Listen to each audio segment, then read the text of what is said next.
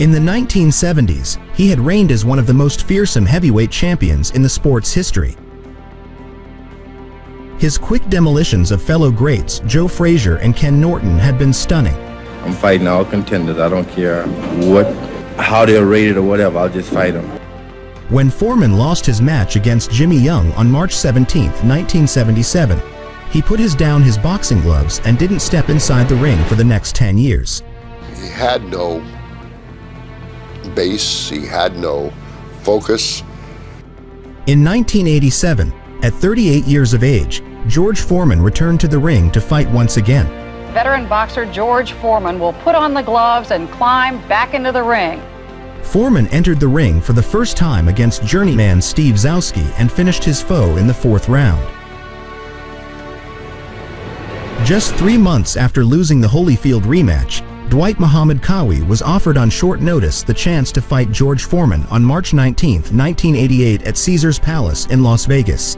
But now you're fighting a guy that was a former world champion. He's only lost to the best in the business, Holyfield, Michael Spinks, and the first Holyfield fight was just a terrific fight. And I hope to keep fighting as often, as much as once or twice per month. And eventually I'd like to clean up the whole heavyweight division. That includes the heavyweight champion of the world. Qawi accepted and boxed the much bigger former and future heavyweight champion Foreman, who was coming off 7 straight wins. Never face a guy as quick as Qawi. He might be a lot smaller, but he can hit. Well, my name says it all. I'm Qawi. You know, I'm strong.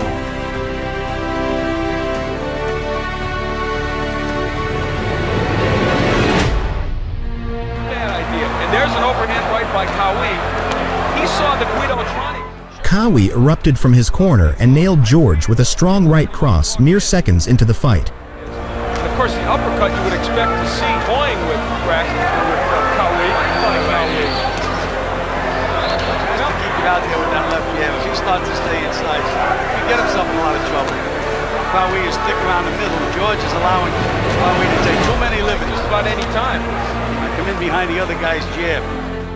Qawi, standing a hair over 5 feet 6, came in at a hefty 222 pounds, yet he managed to whack Foreman with a number of overhand rights to the head.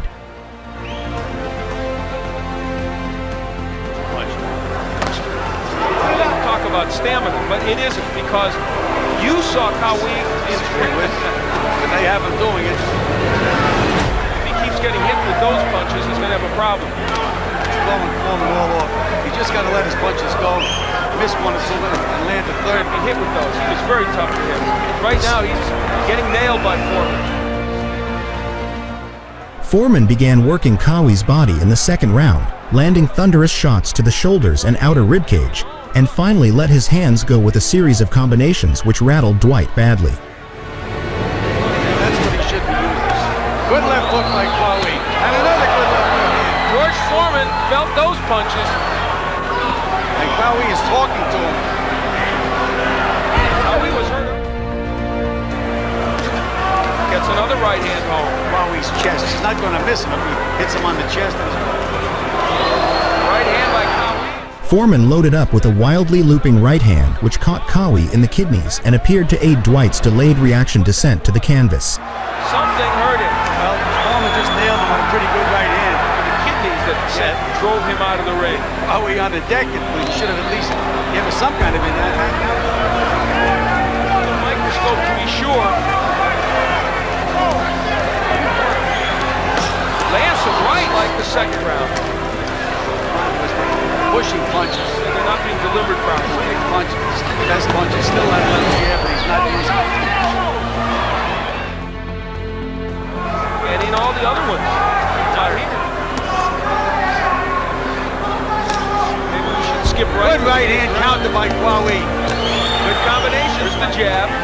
Uppercut by Qawi. Primarily has been landed by Qawi. Left hook. Qawi hit the 235-pound Foreman with his best punches, both lefts and rights, and failed to budge the old man. Not going to be in the Holyfield. He has abilities. Oh yes, he definitely. First round, Foreman started to push him. And they go 10 rounds. Well, Precious using the sense Qawi wants to get out of this. Just clubbing punches. They're not, as you said, Al, they're not This is not the same George Foreman. Jabs by Qawi. Qawi leads on. The jab by Foreman. George just kept coming and coming, as ponderous as he was. Muhammad Qawi explodes a bit here in the 5th round. Foreman with his own up.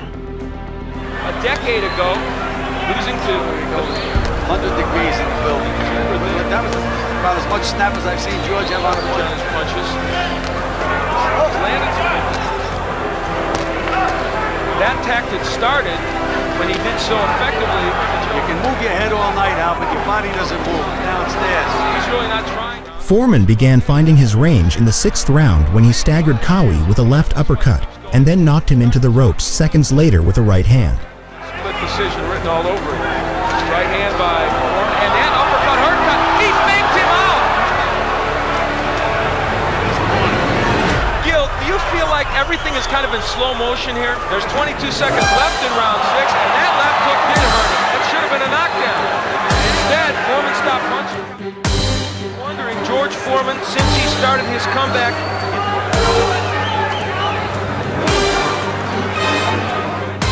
Qawi managed to last the 6th, but Foreman began scoring at will in the 7th round before the final combination caused Qawi to throw in the towel.